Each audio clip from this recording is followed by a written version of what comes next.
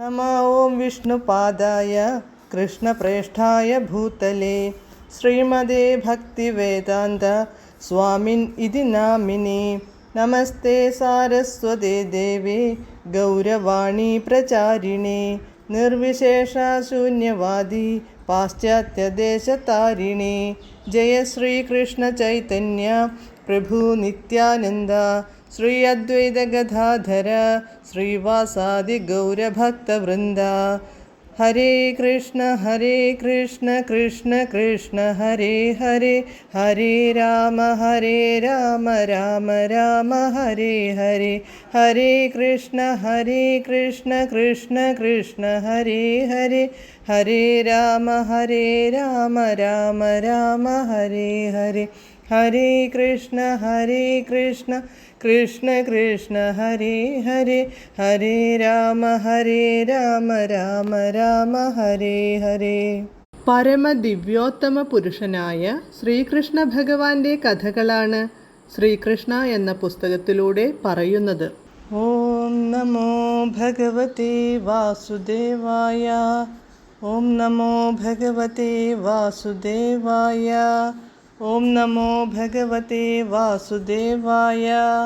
നാരായണം നമസ്കൃത്യ നരം ചൈവ നരോത്തമം ദേവീം സരസ്വതീം വ്യാസം തതോ ജയമുദീരയേത്. നഷ്ടപ്രായേഷു ഭദ്രേഷു നിത്യം ഭാഗവത സേവയാ ഭഗവത്യുത്തമശ്ലോകേ ഭക്തിർഭവതി നഷ്ടികി. അധ്യായം 80. സുദാമ ബ്രാഹ്മണനെ ഭഗവാൻ അനുഗ്രഹിക്കുന്നു. Page number 781. ഒടുവിൽ പാവം സുദാമാവിൻ്റെ തോളിൽ തൂങ്ങിയിരുന്ന ബാണ്ഡം ഭഗവാൻ കൈക്കലാക്കി. ഇതെന്താണു സുഹൃത്തേ? ഹായ്, സ്വാദിഷ്ടമായ ഒന്നാം തരം അവലോ? അദ്ദേഹം സുദാമാവിനെ പ്രോത്സാഹിപ്പിച്ചു. ഈ അവൽ നമ്മെ മാത്രമല്ല, പ്രപഞ്ചത്തെ മുഴുവൻ തൃപ്തിപ്പെടുത്താൻ ധാരാളമാണ്. എല്ലാറ്റിൻ്റെയും ആദിമ പ്രഭവം ഭഗവാനാകയാൽ പ്രപഞ്ച സൃഷ്ടിയുടെ മുഴുവൻ നാരായണ വേരാണദ്ദേഹം എന്നാണ് ഇപ്പറഞ്ഞതിൻ്റെ അർത്ഥം.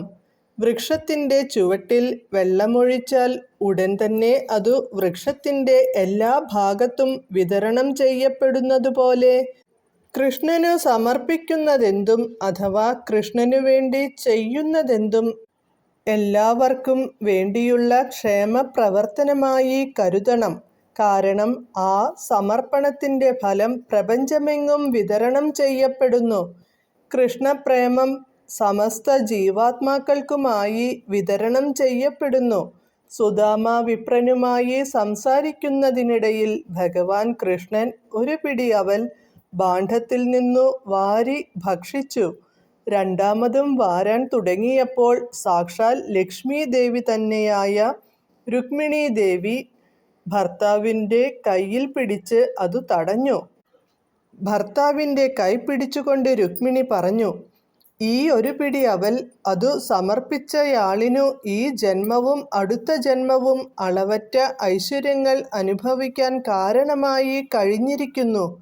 ഈയൊരു പിടി അവൽ അങ്ങയ്ക്ക് അത്യന്തം സന്തോഷം തരുന്നു. അങ്ങ് ഭക്തന്മാരുടെ പേരിൽ എത്ര കാരുണ്യമുള്ളവനാണ്. അങ്ങയുടെ ആനന്ദം ഭക്തന് ഈ ജന്മത്തിലും അടുത്ത ജന്മത്തിലും ഐശ്വര്യവും സമ്പത്തും നൽകുന്നു. ഭക്തി വാത്സല്യങ്ങളോടെ ഭഗവാൻ കൃഷ്ണനു ഭക്ഷണം സമർപ്പിക്കുകയും ഭഗവാൻ അത് സ്വീകരിക്കുകയും ചെയ്താൽ ഐശ്വര്യദേവതയായ രുക്മിണി ദേവി സ്വയം ആ ഭക്തൻ്റെ ഗൃഹത്തിലെത്തി അതിനെ ലോകത്തിലെ ഏറ്റവും ഐശ്വര്യം നിറഞ്ഞ ഗൃഹമാക്കി തീർക്കാൻ നിർബന്ധിതയാകുമെന്നാണ് ഇവിടെ സൂചിപ്പിക്കുന്നത്. ഭഗവാൻ നാരായണനെ സമൃദ്ധിയായി ഊട്ടിയാൽ ഐശ്വര്യദേവതയായ ലക്ഷ്മി അയാളുടെ വീട്ടിൽ അതിഥിയായെത്തും എന്നുവച്ചാൽ ആ വീട്ടിൽ ഐശ്വര്യം കളിയാടുമെന്നർത്ഥം. ജ്ഞാനിയായ സുദാമ ബ്രാഹ്മണൻ അന്നു രാത്രി ഭഗവാൻ കൃഷ്ണൻ്റെ കൊട്ടാരത്തിൽ കഴിഞ്ഞുകൂടി. വൈകുണ്ഠലോകത്തു കഴിയുന്നത് പോലെയാണ് അദ്ദേഹത്തിന് അനുഭവപ്പെട്ടത്. വാസ്തവത്തിൽ അദ്ദേഹം വൈകുണ്ഠത്തിൽ തന്നെയായിരുന്നു. എന്തെന്നാൽ ആദിനാരായണനായ ഭഗവാൻ കൃഷ്ണനും ഐശ്വര്യദേവതയായ രുക്മിണീ ദേവിയും കുടികൊള്ളുന്നിടം ആധ്യാത്മിക ലോകമായ വൈകുണ്ഠത്തിൽ നിന്നു വിഭിന്നമല്ല. കൃഷ്ണധാമത്തിലായിരുന്നപ്പോൾ പണ്ഡിതനായ സുദാമ ബ്രാഹ്മണന് എന്തെങ്കിലും കാര്യമായി ലഭിച്ചെന്നു തോന്നുന്നില്ല. എന്നിട്ടും അദ്ദേഹം ഭഗവാനോടു ഒന്നും ചോദിച്ചില്ല. പിറ്റേന്നു തന്നെ അദ്ദേഹം സ്വഭവനത്തിലേക്കു തിരിച്ചു പോരും വഴി കൃഷ്ണൻ തനിക്കു നൽകിയ സ്വീകരണത്തെക്കുറിച്ച് മാത്രമായിരുന്നു അദ്ദേഹത്തിൻ്റെ ചിന്ത. അങ്ങനെ അദ്ദേഹം അതീന്ദ്രിയാനന്ദത്തിൽ മുഴുകി.